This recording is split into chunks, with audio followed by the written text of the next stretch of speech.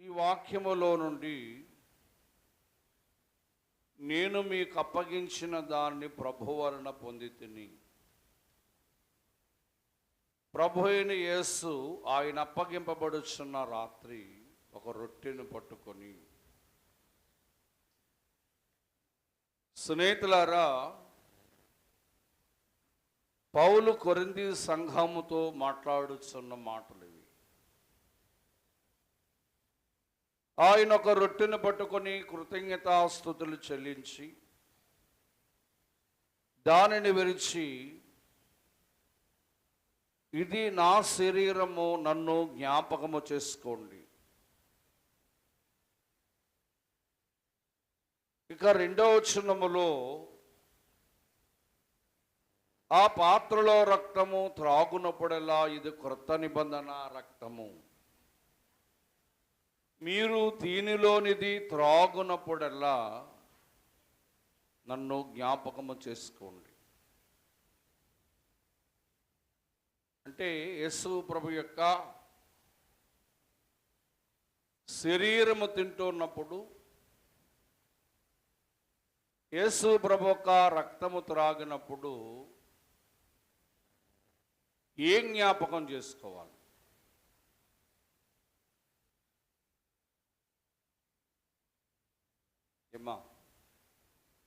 యేసు ప్రభు నన్ను జ్ఞాపకము చేసుకొని దీన్ని చెయ్యండి అన్నాడు. ఏం జ్ఞాపకము చేసుకోవాలి? ఎవరిని జ్ఞాపకం చేసుకోవాలి? ఏమి జ్ఞాపకము చేసుకోవాలి అంటే, ప్రభు శిలువ మరణాన్ని జ్ఞాపకము చేసుకోవాలి. మరణము కాదు, శిలువ మరణము జ్ఞాపకము చేసుకోవాలి. ఏదో దైవ సేవకులైన వారు ఆయన శరీరాన్ని ఇస్తూ ఉంటే, దైవ సేవకులైన వారు ఆయన రక్తాన్ని ఇస్తూ ఉంటే, మనము ఆయన శిలువ మరణాన్ని జ్ఞాపకము చేసుకోనకుండా, లేదా ఆయనను జ్ఞాపకము చేసుకోనకుండా అది చేస్తూ ఉన్నాం. గనుక మనలో ఏమీ లేదు అంటే పశ్చాత్తాపము కలిగిన హృదయము లేదు. యేసు ప్రభు నీ కొరకు ఎన్ని శిలువ శ్రమలు అనుభవించాడో, ఎంతటి శ్రమను అనుభవించాడో,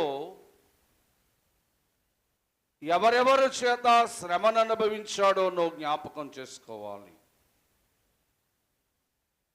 ఆయన గెత్సేమనే తోటలో ఉన్నాడు. ఈ గెత్సేమనే తోటలో ఉన్న యేసు ప్రభు దగ్గరకు సైనికులు వచ్చారు. సైనికులు వచ్చి ఆయనను పట్టుకొని బంధించి ఆయనను ఈడ్చుకొని పోయిరి అని ఉంటుంది. లోకాసువార్త 22:55 చదవద్దు కానీ, యేసు ప్రభువారును గెత్సేమనే తోటలో ప్రార్థన చేస్తూ ఉంటే, రోమా సైనికులైన వారు ఆ తోటలోనికి యేసు ప్రభువారిని పట్టుకొని బంధించి ఆయన నా తోటలోంచి ఈడ్చుకుపోయారు. స్నేహితులారా, ఆ తోటలోంచి ఈడ్చుకుపోయిన తర్వాత ఆ రాత్రి అనేకమైన శ్రమ పెట్టారు ప్రభు. ఆ రాత్రి అనేకుల చేత ప్రభు శ్రమను అనుభవించాడు. ఈ శ్రమలో కొందరు ప్రభువుని ఏం చేశారు అంటే, రోమా సైనికులైన వారు ఆయన ముఖం మీద మూసి, వారి పిడిగుద్దులతో ఆయన ముఖం మీద గుద్దుతూ, వారి అరచేతులతో ప్రభు చెంపల మీద కొట్టిరి అని చూస్తాం. మత్తయి సువార్త 26:67 నుంచి 68 వరకు. ఈ రోమా సైనికులైన వారు ప్రభువును పట్టుకొని ఆయనను ఈడ్చుకొని పోయి ఆయన ముఖము మీద ఉమ్ము ఊస్తూ ఆయనను పిడిగుద్దులతో కొడుతూ ఆయనను అరచేతులతో కొట్టారు. ఇది జ్ఞాపకం చేసుకున్నావా? మికా గ్రంథము 5వ అధ్యాయం 1వ వచనములు అంటాడు, న్యాయాధిపతిని చెంపల మీద కర్రలతో కొట్టిరి. యేసు ప్రభు యొక్క చెంపల మీద అరచేతులతో కొట్టడమే కాదు గాని ఆనాటి రోమా సైనికులైన వారు ఆయన చెంపల మీద కర్రలతో కొట్టారు. ఎంతో మృదువైన, ఎంతో సౌందర్యమైన యేసు ప్రభు ముఖము వారు అరచేతి దెబ్బలకును వారు కొడుతున్న కర్రల దెబ్బలకును దేవుని పిల్లారా ముఖమంతా కమిలిపోయింది, వికారముగా మారిపోయింది. ఇక్కడ పౌలు ఏమంటున్నాడంటే, నా శరీరమును తిన్నప్పుడల్లా, నా రక్తము త్రాగునప్పుడల్లా నన్ను జ్ఞాపకము చేసుకోండి అన్నాడు. ఆయనను ఎలా పట్టుకున్నారు? ఎక్కడ పట్టుకున్నారు? ఆయనను తీసుకుని వెళ్ళి ఆ సైనికులు చెంపల మీద ఎలా కొట్టారు? వారు తమ కర్రలతో కొట్టారు, వారు చేతులతో కొట్టారు ఆయనను. ఇదంతా నువ్వు జ్ఞాపకం చేసుకున్నావా? ఇక ఆయనను కొరడా దెబ్బలతో కొట్టడం ఆరంభించారు. ఎందుకో తెలుసా? యోహాను సువార్త 19వ అధ్యాయం 1వ వచనములో పిలాతు ఆయనను కొరడాల చేత కొట్టుడుకు అప్పగించెను అని చూస్తాం. యేసు ప్రభు వారిని కొరడా దెబ్బలు కొట్టారు. ప్రియ సహోదరులారా, ఎందుకు ఆయన కొరడా దెబ్బల చేత కొట్టబడ్డాడంటే నీ శరీర ఇచ్చలు. ఆయన శరీరం పైన కొరడా దెబ్బలు ఎందుకంటే ఆయన శరీరం పైన కొరడా గాయములు ఎందుకంటే నీ శరీరిచ్చలు, నీ శరీరమునకు కావలసిన సుఖము, నీ శరీరమునకు కావలసిన అలవాటులు, నీ శరీర సంబంధమైన పద్ధతులు నువ్వేం మానలే. దేవుని పిల్లారా, అయ్యో నా దేవుడు నా కొరకు, నా శరీర ఇచ్చల కొరకు, నా శరీర సంబంధమైన పాపముల కొరకు ఆయన శరీరములో కొరడా దెబ్బల చేత కొట్టబడ్డాడని ఎప్పుడైనా జ్ఞాపకం చేసుకున్నావా? ఎప్పుడైనా ఆయన కొరడా దెబ్బలను జ్ఞాపకం చేసుకున్నావా? దేవుని పిల్లారా, కీర్తనాకారుడు అంటాడు 129వ దావీదు కీర్తన 3వ వచనములో, దున్నువాడు నా వీపు మీద దున్నిరి, ఆయన వీపును కొరడా దెబ్బల చేత ఎలాగో కొట్టివేసి నలగొట్టారు అంటే ఒక నేలను నాగలి దున్నినట్టుగా యేసు ప్రభు యొక్క వీపు పైన ఉన్న మాంసమంతా కొరడా దెబ్బల చేత దున్నబడింది. ఎందుకంటే నీ శరీర పాపముల కొరకు, నీ శరీర ఇచ్చల కొరకు నువ్వు చేస్తూ ఉన్నా యేసుక్రీస్తు ప్రభువారు తన శరీరమందు కొరడా దెబ్బలు అనుభవించాడు. ఆయన శరీరం పుచ్చుకుంటున్నప్పుడు ఒకసారి జ్ఞాపకం చేసుకోవాలి. ఆయన శరీరం పుచ్చుకుంటున్నప్పుడు నీవు అది జ్ఞాపకం చేసుకోవాలి. ప్రభువా, నా కొరకు నీ శరీరము ఇన్ని దెబ్బలు నలగగొట్టబడ్డావా? ఇంతగా కొరడా దెబ్బలటది నీ శరీరం నలిగిపోయిందా? నీ మాంసము ముద్ద ముద్దలుగా రాలిపోయిందా అని చెప్పట ప్రభువును జ్ఞాపకం చేసుకోవాలి. దేవుని పిల్లారా, ఈ కొరడా దెబ్బలు కొట్టిన తర్వాత యేసు ప్రభు తలపైన ముళ్ళ కిరీటాన్ని పెట్టారు. ఈ ముళ్ళ కిరీటం పెట్టడమే కాక కిరీటం పెట్టిన తర్వాత ఒక కర్రను తీసుకొని కిరీటము పెట్టిన తల మీద కొట్టారంట. ఈ మాట మత్తయి సువార్తలో 27వ అధ్యాయం 29 నుంచి 30 వచనాల్లో ఉంటుంది. ఆయన తల మీద కిరీటము పెట్టి ఆ కిరీటం ఇంకా లోతుకు దిగడానికి, ఆ కిరీటం ఇంకా ప్రభు యొక్క మాంసములో చొచ్చుకొని పోవడానికి వారు కర్రతో తల మీద కొట్టిరి అని ఉంటుంది. ఏమ్మా, ఎందుకు ఆయన తల మీద కిరీటాన్ని ధరించాడు? నీ తలంపులు మార్చాలని. ప్రభు బల దగ్గరకు వస్తూ ఉన్నా, ప్రభు శరీరాన్ని పుచ్చుకుంటూ ఉన్నా, ప్రభు రక్తాన్ని త్రాగుతున్నా, ఏమాత్రము నీ పాపపు తలంపులు మారటలేదు, లోకపు తలంపులు మారడం లేదు. నీ తలంపులు పరిశుద్ధముగా మార్చాలని, నీ తలంపులు దైవ సంబంధమైన తలంపులుగా మార్చాలని ఆయన తరణముల కిరీటం పెట్టుకున్నాడు. ఎప్పుడైనా జ్ఞాపకం చేసుకున్నావా? దేవా, నేను చేసిన ఈ పాపపు తలంపుల కొరకు, ఈ పాపపు ఆలోచనల కొరకు నాయనా, ఇదిగో నీ తరణముల కిరీటం పెట్టుకున్నావా? అంతటి ముండ్ల బాధను ఎలా సహించావు నాయనా? అంతటి ముండ శ్రమను, ఆ గాయములు ఎలా సహించావు ప్రభువా? ఆ ముళ్ళ కిరీటం పెట్టడమే కాదు, ఆ కిరీటం మీద మరలా కర్రతో కొట్టారంట. దేవుని బిడ్డలారా, ఆ ముండ్లు ఎంత లోతుకు చొచ్చుకొని పోయి ఉంటాయో జ్ఞాపకం చేసుకున్నావా?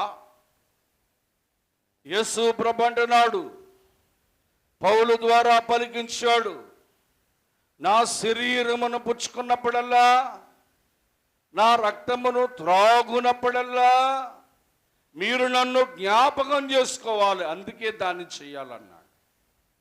నీకు దేవుడే జ్ఞాపకం ఉండలేదు, దేవుని ప్రార్థన జ్ఞాపకం ఉండలేదు, దేవుని మందిరం జ్ఞాపకం ఉండలేదు.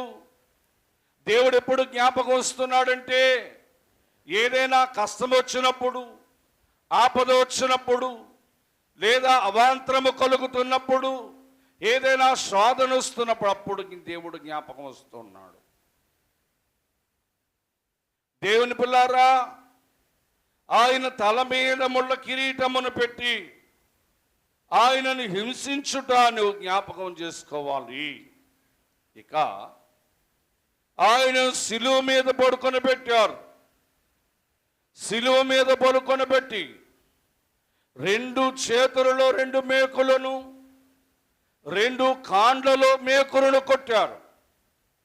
దేవుని బిడ్డలారా, నీ చేతులతో ఏం ముట్టుకుంటున్నావో, నీ చేతులతో అపవిత్రమైన వాటిని తాగుతున్నావో, నీ చేతులను పరిశుద్ధపరచాలని, నీ పాదములు పాప మార్గములోంచి మార్చాలని ఆయన చేతులలోను కాళ్లలోను మేకుల చేత దిగగొట్టబడ్డాడు. ఎప్పుడైనా ప్రభా, మేకుల బాధ, ఆ మేకుల యొక్క వేదన నీవు ఎలా అనుభవించావు నాయనా? మేము చిన్న ముళ్ళు గుచ్చుకుంటేనే ఆ బాధను తట్టుకోలేము కదా, ఆ నొప్పిని భరించలేము కదా. ఆ పొడవైన మేకులతో, ఆ మేకుల పైన కొడుతున్న శుద్ధి దెబ్బలతో నీవు అంత బాధను ఎలా భరించావు ప్రభా? దేవుని బిడ్డలారా, ఆయన చేతులు రోగులు బాగు చేశాయి, ఆయన చేతులు ఆహారం లేని వారికి ఆహారం పెట్టాయి, ఆయన చేతులు కన్నీళ్లను తుడిచాయి, ఆ చేతులకి మేకులు కొట్టారు. ఆయన పాదములు నీతి మార్గాన్ని నడిపించాయి. ఆయన పాదములు జీవ మార్గాన్ని బోధించాయి. ఆయన పాదాలకి మేకులు కొట్టారు. జ్ఞాపకం చేసుకుంటున్నావా? ఆ చేతుల్లో మేకులు ఎలా తెగగొట్టబడ్డాయో, ఆ పాదాలలో మేకులు ఎలా తెగగొట్టబడ్డాయో, ఆ శిలువ మరణాన్ని జ్ఞాపకం చేసుకుంటున్నావా? దేవుని బిడ్డలారా, దేవుని వాక్యములు మనం చూస్తే ప్రభు బ్రతికున్నాడా, మృతి పొందాడా అని చెప్పడానికి చూడ్డానికట ఒక సైనికుడు చాలా పొడవైన బల్లెము తీసుకొని వచ్చి ప్రక్కలో పొడిచాడు ప్రభు. ప్రక్కలో పొడవగానే ఆ పక్కలోంచి రక్తము నీరు కారినంటుంది. యోహాను సువార్త 33:34. దేవుని బిడ్డలారా, నిజమే, ఆ బల్లెమెల్లి ఎక్కడ గుచ్చుకుందంటే ప్రభు యొక్క గుండెలో ఉన్న పొరకు గుచ్చుకుంది కనుక ఆ గుండెలో ఉన్న నీరు, ఆ గుండెలో ఉన్న రక్తము కార్చబడింది. ఎప్పుడైనా ఆలోచన చేసావా? ఎప్పుడైనా జ్ఞాపకం చేసుకున్నావా? ప్రభువా, నా కొరకే కదా నీ ప్రక్కలో బల్లెపోటు, నా కొరకే కదా నీ చేతులలో మేకులు, నా కొరకే కదా నీ పాదములలో మేకులు, నా శరీరిచ్చల కొరకే కదా నీ శరీరము పైన ఈ కొరడా దెబ్బలని నువ్వు జ్ఞాపకం చేసుకున్నావా? ఏ జ్ఞాపకం చేసుకున్నావు? ఇప్పుడు సంస్కారం తీసుకోవడానికి వచ్చిన వారలారా, దేవుడు నేను ఒక సూటి ప్రశ్న అడుగుతున్నాడు. ఈ నెలలో నువ్వు ఎన్ని వారాలు గుడికొచ్చావు? ఏమండి, రోజు పనికి వెళ్ళడం మానేస్తున్నామా? తినడం మానేస్తున్నామా? పడుకోవడం మానేస్తున్నామా? అవేం మానం. వాటన్నిటికీ సమయం ఉంది. వాటన్నిటిని చేసుకోవడానికి మానవుని సమయం ఉంది కనుక నీ కొరకు ప్రాణము పెట్టిన దేవుని సన్నిధి రావడానికి మాత్రము నీకు సమయం లేదు. ఎన్ని సాకులు, ఎన్ని వంకలు. ఇవాళ సంస్కారం తీసుకోనకపోతే ఏదో కష్టం వస్తుందనో, ఏదో ఆపద వస్తుందనో, ఏదో శోధన వస్తుందనో, ఏదో బలహీనత అయిపోతామోనో తీసుకోవడం తప్ప నిజంగా భక్తితో ఎవరు తీసుకోవట్లే. నిజంగా దేవుని జ్ఞాపకం చేసుకొని ఆయన శరీర రక్తాలు ఎవరు తీసుకోవట్లే. నీలో నిజమైన భక్తి ఉంటే ఏ వారము దేవుని ఆరాధన మానవు, ఏ రోజు ప్రార్థన చేయడం మానవు, ఏ రోజు దేవుని వాక్యం చదవడం మానవు. ప్రభు అంటున్నాడు, నన్ను జ్ఞాపకం చేసుకో. నీ కొరకు నేను ఎంత శిలువ మరణాన్ని పొందానో నన్ను జ్ఞాపకము చేసుకో అని ప్రభు తెలియజేస్తూ ఉన్నాడు. దేవుని బిడ్డలారా, ఒక యవనస్తుడు తన చిన్నతనంలో తండ్రి చనిపోయాడట. తల్లి పెంచుతూ ఉందంట. చాలా కష్టపడి పెంచుతూ ఉందంట. పెంచుతున్న సమయంలో ఎదిగాడు, చదువుకున్నాడు. మరి ఆ కూలీ నాలి చేసి బిడ్డను పెంచింది. ఇవన్నీ బిడ్డ చూస్తూ ఉన్నాడు. తల్లి ఎంత శ్రమ పడుతుందో, తల్లి ఎంత కష్టపడుతుందో. తాను తినడం మానేసి తన బిడ్డకు పెడుతూ పెంచింది. సరే, పెద్దవాడయ్యాడు, మరి చదువు పూర్తయింది. అక్కడి నుంచి వేరొక ప్రాంతాన్ని ఉద్యోగం కొరకు వెళ్ళాడు. కానీ ఉద్యోగం రాలేదట. తల్లేమో పల్లెటూరులో ఉంది, బిడ్డేమో వేరొక ప్రాంతము పట్టణంలో ఉన్నాడు. ఆ ప్రక్క ఉన్న స్నేహితులతో అంటున్నాడట, ఒరే నాకు ఉద్యోగం రావాలిరా, మా అమ్మ నన్ను ఎంత కష్టపడి పెంచిందో నా మొదటి జీతంతో నేను మా అమ్మకు చీర కొనాలి, నాకు ఉద్యోగం రావాలి, మా అమ్మ నేను బాగా చూసుకోవాలి అని జ్ఞాపకం చేసుకుంటున్నాడంట. ఇంటికాంచి ఫోన్ వచ్చిందంట. వారు మామయ్య ఫోన్ చేశారట, బాబు మీ అమ్మగారి పరిస్థితి బాగోలేదు, వెంటనే వస్తే బాగుంటుందంటే, మామయ్య ఒక్క నెలాగమను మా అమ్మను నేను ఉద్యోగం చేసి సంపాదించి మా అమ్మకి చీర తీసుకొని వస్తాను, ఒక నెల ఓపిక పట్టమని అంటుంటే, వచ్చే వరకు కూడా ఆగేటట్టు లేదు అన్నాడట. దేని బిల్లారా, సరే ఈ లోపల ఉద్యోగం వచ్చింది.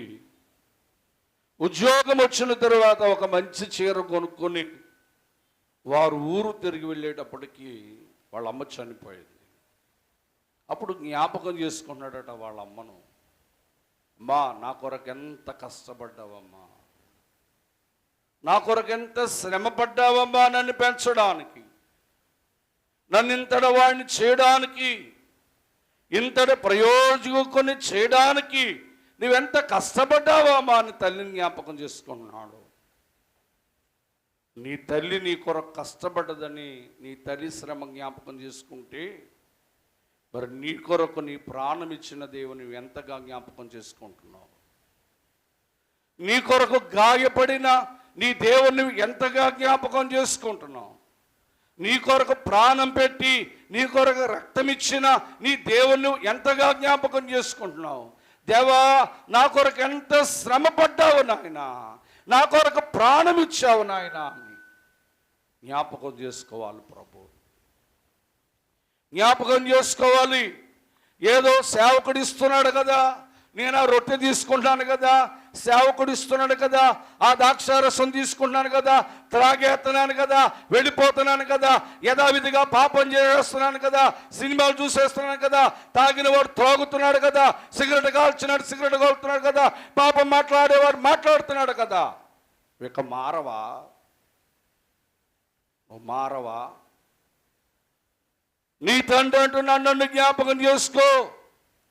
ఏ పాపము స్థితిలో ఉన్న నిన్ను, లోక స్థితిలో ఉన్న నిన్ను, ఈ స్థితిలో వచ్చిన నిన్ను నీ దేవుణ్ణి నువ్వేం చేసుకోవాలి అంటే జ్ఞాపకం చేసుకోవాలి.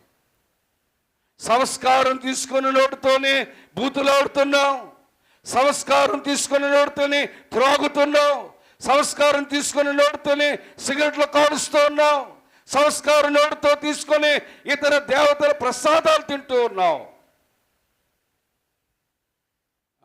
ఏం జ్ఞాపకం ఉన్నాడు దేవుణ్ణి? దేవుడు ఏమన్నా జ్ఞాపకం ఉన్నాడా? ఆయన శ్రమ, ఆయన మరణము ఏమైనా జ్ఞాపకం ఉందా? నువ్వేమైనా కాస్తైనా మార్చబడ్డావా? నీ బుద్ధి మార్చబడిందా? నీ అలవాట్లు మార్చబడ్డాయా? నీ మాటలు మార్చబడ్డాయా? ప్రభు అంటున్నాడు, ఆ రొట్టెను తీసుకుంటున్నప్పుడల్లా నన్ను జ్ఞాపకం చేసుకో అన్నాడు. పిల్లారా, ఆ పాత్రలో తాగినప్పుడల్లా నన్ను జ్ఞాపకం చేసుకొని దాన్ని చెయ్యండి అన్నాడు. కనుక ఇవాళ సిలువ మరణాన్ని మనం జ్ఞాపకం చేసుకుంటూ ఆయన శరీర రక్తాలు చేసుకోవాలి. మరి మీరు ఎవరైనా నాకు చెప్పండి, సంస్కారం ఎందుకు తీసుకోవాలి? 28, 26 అధ్యాయము, మత్తయి సువార్త 26వ అధ్యాయము 28వ వచనాన్ని చూద్దాం.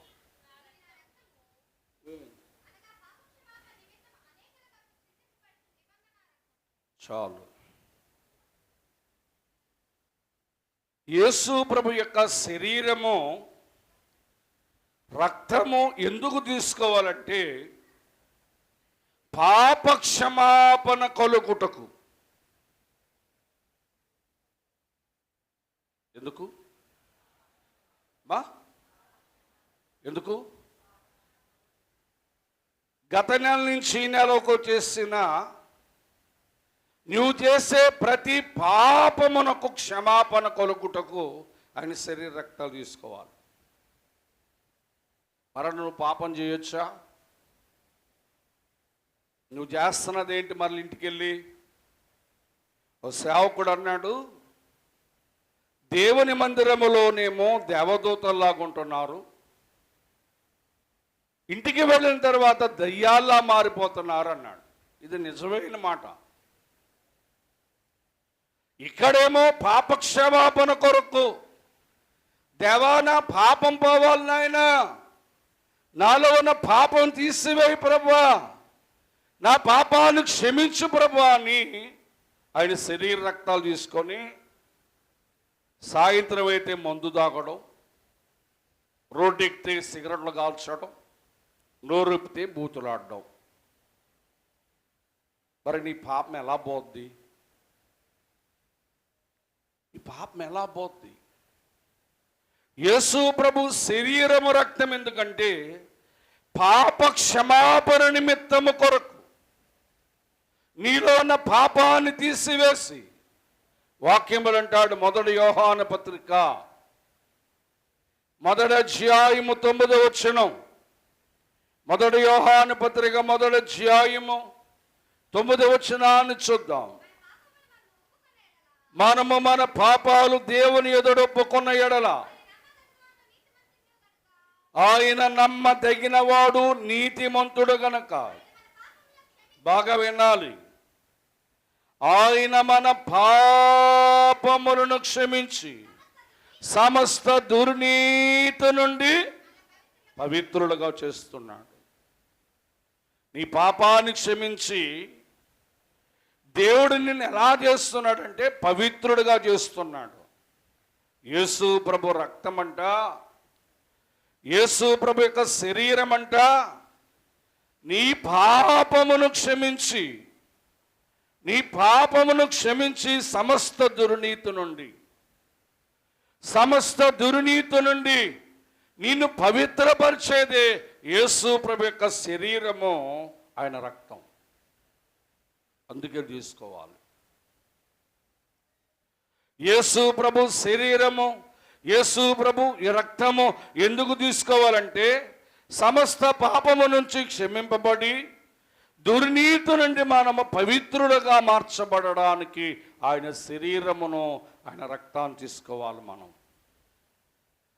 మరి తీసుకుని నీలో ఉన్న పాపాన్ని ప్రభు క్షమిస్తూ ఉన్నాడు. మరలా నీ వెళ్ళి పాపం చేస్తే నీవు అపవిత్రుడవు గాను, అపవిత్రమైన దానిగా ఉంటావు కానీ నువ్వు పవిత్రుడుగా ఉండలేవు. ప్రభు బోధన సంస్కారం ఎందుకంటే పాప క్షమాపణ పోయి సమస్త దుర్నీతి నుండి మనలను పవిత్రులుగా మార్చడానికి అని గ్రహించాలి. ఇక యేసు ప్రభు శరీర రక్తాలు ఎందుకు తీసుకోవాలి? మత్తయి సువార్త 26:26లో ఒక మాట ఉంది. 26:26 భోజనము చేస్తుండగా యేసు ఒక రొట్టెను పట్టుకొని ఆశీర్వాదము కొరకు తీసుకోవాలి. ఇక కొరింథీ పత్రిక 10వ అధ్యాయం 16వ వచనంలో ఈ శరీర రక్తాల కొరకు ప్రభు ఒక మాట అన్నాడు. 10:16 ఆశీర్వాదపు పాత్ర. ప్రభు బోధన సంస్కారం అంటే ఏంటంటే ఆశీర్వాదపు పాత్రలోను దొస్తుంది గనక యేసు ప్రభు శరీరము, యేసు ప్రభు రక్తం అంట ఎక్కడి నుంచి వస్తుందంటే ఆశీర్వాదము గల పాత్రలోనిది. మరి ఆశీర్వాదము గల పాత్రలోని తీసుకున్న మనము ఆశీర్వదింపబడడానికి తీసుకోవాలి. యేసు ప్రభు ఒక రొట్టెను పట్టుకొని ఆశీర్వదించి అన్నాడు. ఎవరైతే ఆయన శరీరాన్ని తీసుకుంటారో, ఎవరైతే ఆయన రక్తాన్ని తీసుకుంటారో వారి ఆశీర్వదింపబడతారు. ఎవరైతే ఇవాళ ఆయన శరీరమును తీసుకొనరో, ఆయన రక్తాన్ని తీసుకొనరో వారు ఆశీర్వాదమునకు దూరం అవుతూ ఉన్నారు. వారు ఆశీర్వాదాన్ని పోగొట్టుకుంటూ ఉన్నారు. ఇది ఈ లోక సంబంధమైన ఆశీర్వాదం కాదు దేవుని పిల్లారా.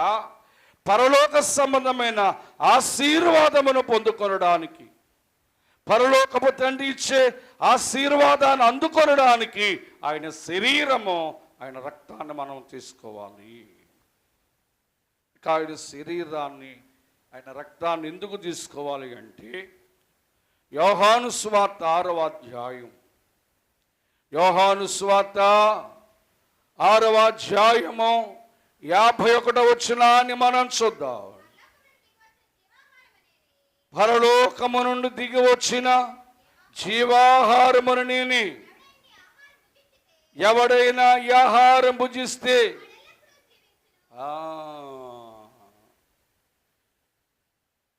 దేవుని స్తోత్రం. జీవించాలంటే ఏం తినాలి? ఏమ్మా, జీవించి ఉండాలంటే ఏం తినాలి? భోజనం చేస్తే జీవించేస్తామా? ఏమండి చెప్పండి. ఒక మనిషి దేవుని బిడ్డలారా వాక్యములు అంటున్నాడు. యోహాను సువార్త 6వ అధ్యాయం 57, 58లో చూడండి. యోహాను సువార్త 6. బాగా వినాలి ఈ మాటలు. జీవమగల తండ్రి నన్ను పంపిన గనుక, చూడండి యేసు ప్రభు వారు ఎలా జీవిస్తున్నాడంట? ఆహారము మూలమున కాదు. ఎలా జీవిస్తున్నాడు? నేను నా తండ్రి మూలమున జీవిస్తున్నట్లే నా శరీరము తినేవాడు నా మూలముగా జీవిస్తాడు. నీకు తిండి ఉన్నా లేకపోయినా, ఆహారం ఉన్నా లేకపోయినా, దేవుని మూలముగా నువ్వు జీవిస్తావని అన్నాడు. చూడండి ఇక 58లో అంటాడు, ఇది పరలోకము నుండి దిగి వచ్చిన ఆహారము, పితరులు మన్నా తిని చచ్చారు. ఏమయ్యారంట? మన్నా తిన్నారు. వారు జీవిందాం కదా అని మన్నా తిన్నారు. వారు జీవించాలని మన్నా తిన్నా వారు చచ్చిపోయారు అన్నాడు యేసు ప్రభువు. నీవు ఏమాత్రము చావకుండా, అంటే రెండవ మరణము నీకు రాకుండా, ఒకటి శరీర సంబంధమైన మరణము నీకు కలిగినా, శరీర మరణము నుంచి నువ్వు చనిపోయినా, నీవు ఇంకా జీవించే ఉండాలి అంటే ఇక్కడ, రేపొద్దున అక్కడ. ఇక్కడ జీవించి ఉండాలన్నా, రేపొద్దున అక్కడ జీవించి ఉండాలన్నా, నీవు ఆయన శరీరము, ఆయన రక్తము తింటేనే కానీ నువ్వు జీవించవు. ఆయన ఏమన్నాడంటే, పితరులు మన్నా తిని చనిపోయారు కానీ నా శరీరము తినే ఆహారమును తినేవాడు ఎల్లప్పుడూ జీవిస్తాడు. ఇప్పుడే జీవిస్తాడు అనలేదు. ఏమన్నాడు? నా శరీరమును తినేవాడు, నా రక్తము త్రాగువాడు ఇక్కడ జీవించుంటాడు, రేపొద్దున అక్కడ కూడా జీవించి ఉంటాడు.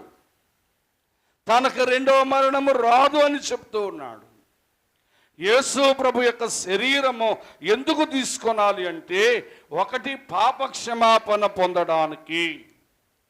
యేసు ప్రభు శరీరము, రక్తం ఎందుకు తీసుకోవాలంటే పరలోక ఆశీర్వాదము పొందడానికి. యేసు ప్రభు శరీరము ఎందుకు తీసుకోవాలంటే ఇక్కడ పైన అక్కడ కూడా జీవించి ఉండడానికి తీసుకోవాలి. నా తండ్రి మూలముగా నేను ఎలా జీవిస్తున్నానో మీరు కూడా నన్ను తినుట ద్వారా, నా రక్తము త్రాగుట ద్వారా భూలోకమందు జీవించి ఉంటారు. రేపటి దినాన పరలోకములో కూడా జీవించి ఉంటారు, ఎల్లప్పుడూ జీవిస్తారు అన్నాడు. అందుకే తినాలి. ఏదో సంస్కారం ఇస్తే గుడుక్కు నోట్లు వేసుకొని పోవడం కాదు. దేవుని వాక్యములో యోహాను సువార్త 6వ అధ్యాయం, ఆయన శరీరమును, ఆయన రక్తము ఎందుకు తినాలి, ఎందుకు త్రాగాలని ప్రభు అంటున్నాడంటే, 6వ అధ్యాయము 56వ వచనములో మనం చూస్తాం. నా శరీరము తిని నా రక్తము త్రాగువాడు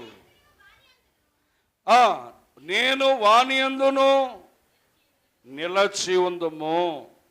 ఇప్పుడు ఇంకా మీకు అర్థమయ్యేటట్టు చెప్తున్నాం. చూడండి, ఎఫెసీ పత్రిక 3:16.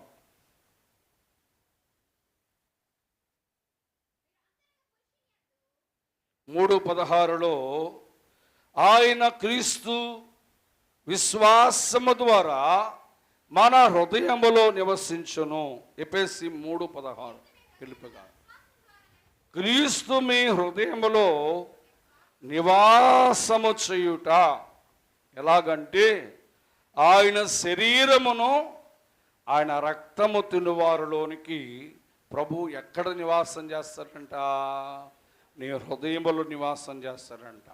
ఆయన అంటున్నాడు, నా శరీరము తినువాడు నా రక్తము త్రాగువాని దగ్గర నేను నిత్యము నివాసం చేస్తాను.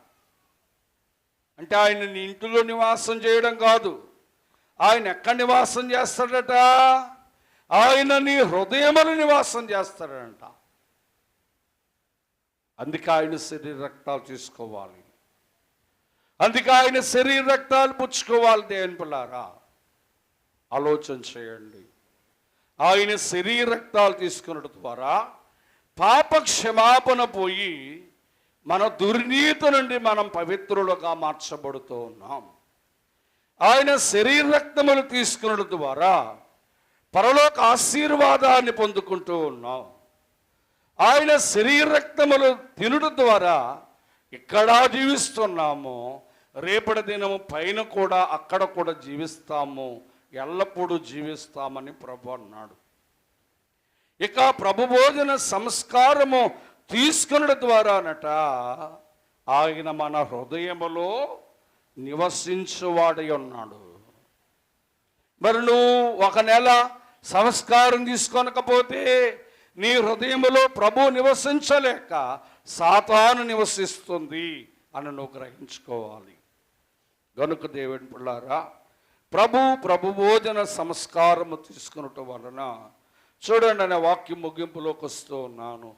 యోహాను సువార్త 6వ అధ్యాయము 54వ వచనములో ఒక మాట అన్నాడు, నా శరీరము తిని నా రక్తము త్రాగువాడు నిత్య జీవము గలవాడు, అంచెదినమున నేను వాళ్ళు లేపుతాను.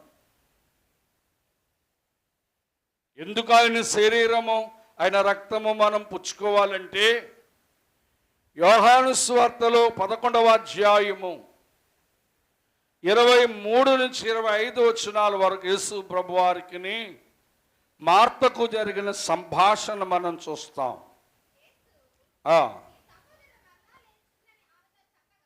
లాజరు చనిపోయాడు. లాజరు చనిపోయినప్పుడు యేసు ప్రభు వారు అంటున్నాడు, నీ సహోదరుడు మరలా లేచునని ఆమెతో చెప్పగా మార్త ఆయనతో అంచెదినమున ఏమంటుంది ఈమె, అయ్యా యేసు ప్రభా, నా సహోదరుడు లేస్తాడని చేసి, కానీ ఎప్పుడు లేస్తాడు? అంచెదినమున పునరుద్ధానముందు లేచునని నేను ఎరుగుదును అన్నాడు. అందుకు యేసు పునరుద్ధానము జీవము నేనే, నా యందు విశ్వాసం ఉంచిన వాడు చనిపోయినను ఎప్పుడు బ్రతికిస్తాడు తెలుసా? అంచెదినం అంటే ఏంటో తెలుసా? యేసు ప్రభు యొక్క 2వ రాకడా. దేవుని బిడ్డలారా, నీవు యేసులో ఉండి మృతి పొందావనుకో, ఈ శరీర రక్తాలు ఏం చేస్తాయంటే నువ్వు చనిపోయి సమాధి చేయబడ్డావు. ఆయన మధ్యాకాశములోనికి ప్రధాన దూత శబ్దము చేసినప్పుడట నీవు సమాధిలోంచి లేపబడతావు. అంచె దినమందు నిన్ను మరణము నుంచి లేపడానికి ఆయన శరీర రక్తాలు తీసుకోవాలి. దేవుని పిల్లారా, ఆయన శరీర రక్తములలో ఇంత మర్మమును, ఇంత మహిమ సంగతిని దేవుడు దాచాడు. ఏదో వచ్చామా, కూర్చున్నామా, ప్రార్థన చేసుకున్నామా, తీసుకున్నామా, పోయామా, ఇంటికి వెళ్ళిందా, సినిమాకి వెళ్ళామా, బారులోకి వెళ్ళామా, సిగరెట్ కాల్చామా? ఏమండి, నువ్వు ఎవరిని జ్ఞాపకం చేసుకోవాలి? ప్రభువుని జ్ఞాపకం చేసుకోవాలి.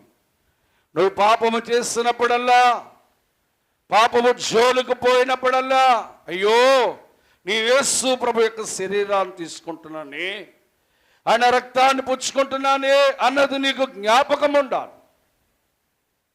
ఆయన శరీరము, ఆయన రక్తము తీసుకున్నడం ద్వారా మొదటగా పాప క్షమాపణ కొలు. మనం ఇక్కడ జీవిస్తామో అక్కడ జీవిస్తాము.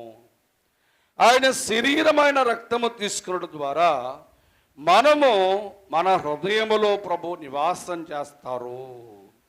ఆయన శరీరమైన రక్తం తీసుకున్నడం ద్వారా మనము అంచెదన్మలను లేపబడతాము. 5 విషయాలు. మరి యేసు ప్రభువారు పౌలుతో ఒక మాట అన్నాడు, అది చూపించిన వాక్యాన్ని ముగించేస్తాను. 1 కొరింథీయులకు రాసిన పత్రిక 10వ అధ్యాయం 20 నుంచి 22 వచనాలు.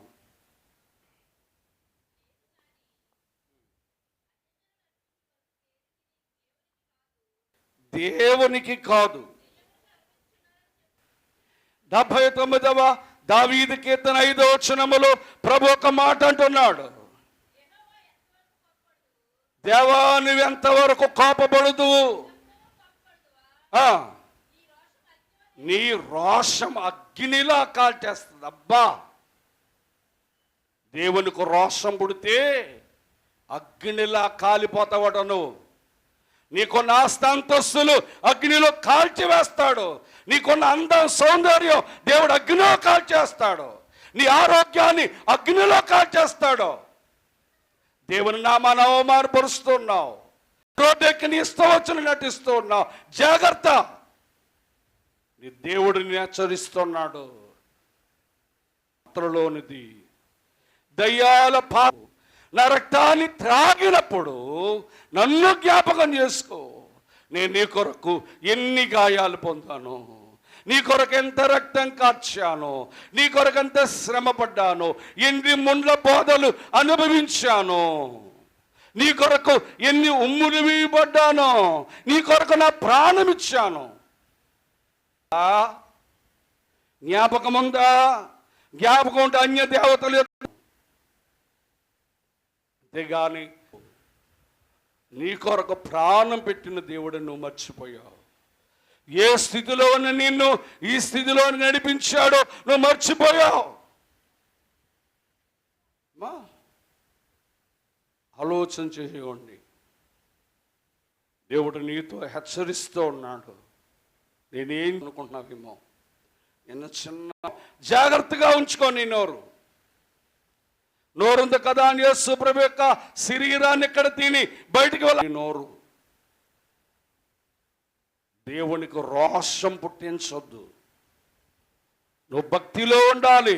ఎవరు నిన్ను చెరపాలని చూసినా, ఎవరు నీ భక్తిని పాడు చేయాలని చూసినా అటు చోటకు నువ్వు వెళ్ళకూడదు, నువ్వు పోకూడదు. దేవుని పిల్లారా, మనము దేవుని కొరకు రోషము కలిగిన దేవుడు ఏ స్థితిలో ఉన్న నన్ను ఈ స్థితిలో నడిపించాడు. మరలా నేను దారి తప్పుతూ ఉన్నాను, నా భక్తిలో నేను వెనకబడిపోతూ ఉన్నానని మనం ఆలోచన చేసుకుని ముందుకు సాగాలి. కనుక ఆయన శరీరము తినుట ద్వారా 1 పాపక్షమాపణ, ఆయన శరీర రక్తములు తినుట ద్వారా పరలోక ఆశీర్వాదము, ఆయన శరీర రక్తములు తినుట ద్వారా మనకట దేవుని పిల్లారా నిత్య జీవము. ఆయన శరీర రక్తాలు తినుట ద్వారా మన హృదయములో ప్రభువు నివసించునని, ఆయన శరీర రక్తములు తినుట ద్వారా మనం అంచె దినములు లేపబడతామని ప్రభువు సెలవిస్తున్నాడు. కనుక ఆయన శరీర రక్తాలు విలువను మనం గ్రహించి ఈ లోకపు అన్యాచారముల యుద్ధకు పోక దేవుని కొరకు రోషము కలిగుండుటట్టు మనం ప్రయత్నం చేద్దాం. ఈ మాటలు ప్రభు దీవించును కాక. మీరు కానుక మీ గుణుడైన తండ్రి, పరిశుద్ధుడైన ప్రభా, ఈ వాక్యం విన్న వారందరిలోనూ దేవా నాయన జీవమగల మాటలు వారి హృదయంలో భద్రపరుచుకొని సకల ఆశీర్వాదములు పొందుటకు సహాయం చేయమని యేసు నామములో ప్రార్థన చేస్తున్నాము తండ్రి.